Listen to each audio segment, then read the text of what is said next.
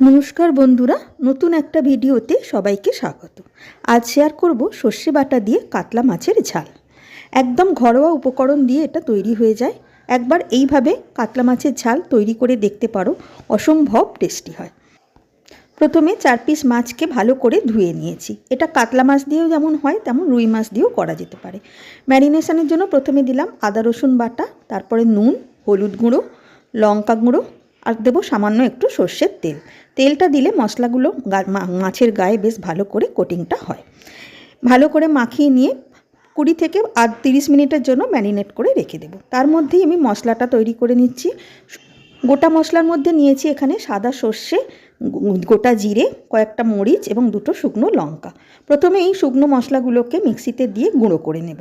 মশলার পরিমাণটা তোমরা যতগুলো মাছ করবে সেই আন্দাজে দেবে। গুঁড়ো হয়ে যেতে দিয়ে দিলাম এক টুকরো আদা এবং 7-8 কোয়া রসুন।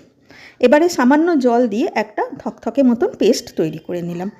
সাদা সর্ষের পরিবর্তে তোমরা কালো সর্ষেও ব্যবহার করতে পারো।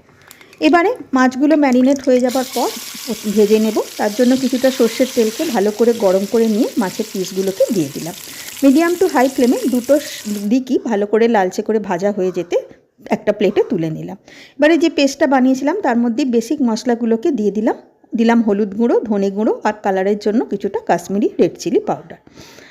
মাছ ভাজার তেলেতেই ফোড়নের জন্য দিলাম 1 চা চামচ মতন কালো জিরে। তোমরা যদি বেশি ঝাল পছন্দ করো তো এখানে কাঁচা লঙ্কাও ফোড়নে দিতে পারো। তারপরে মিশিয়ে দিলাম যে পেস্টটা বানিয়েছিলাম সেই পেস্টটা।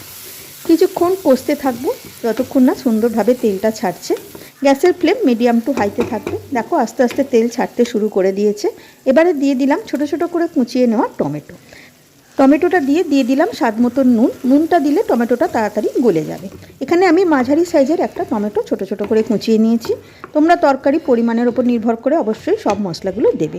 সামান্য একটু জল দিয়ে এবার ঢাকা দিয়ে একটুখানি 2 থেকে 3 মিনিট মতন লো ফ্লেমে রান্না করে নেব। তাতে গ্রেভিটা সুন্দরভাবে তৈরি হয়ে যাবে এবং টমেটোগুলো একদম গলে যাবে।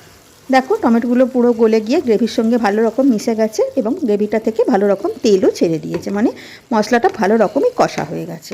এবারে মিশিয়ে দেব ঈষৎ উষ্ণ জল। বেশ কিছুটা পরিমাণে জল দেব।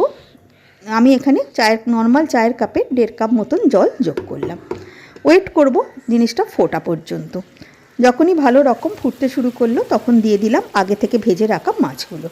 সঙ্গে দিলাম দুটো চেরা কাঁচা লঙ্কা। ঢাকা দিয়ে একদম লো ফ্লেমে 6 থেকে 7 মিনিট রান্না করে নেব। এতে মাছটাও সেদ্ধ হয়ে যাবে এবং গ্রেভিটাও সুন্দরভাবে তৈরি হয়ে যাবে। একদম শেষে মিশিয়ে দিলাম কিছুটা ধনেপাতা কুচি। দেখো গ্রেভি থেকে তেল ছেড়ে দিয়েছে এবং তৈরি হয়ে গেছে কাতলা মাছের দারুণ টেস্টি এই সর্ষের ঝাল। যে কোনো দিন এইভাবে একবার বাড়িতে বানিয়ে দেখতে পারো। আশা করি তোমাদের ভালো লাগবে। নতুন বন্ধু হয়ে থাকলে সাবস্ক্রাইব করবার অনুরোধ রইল। ধন্যবাদ।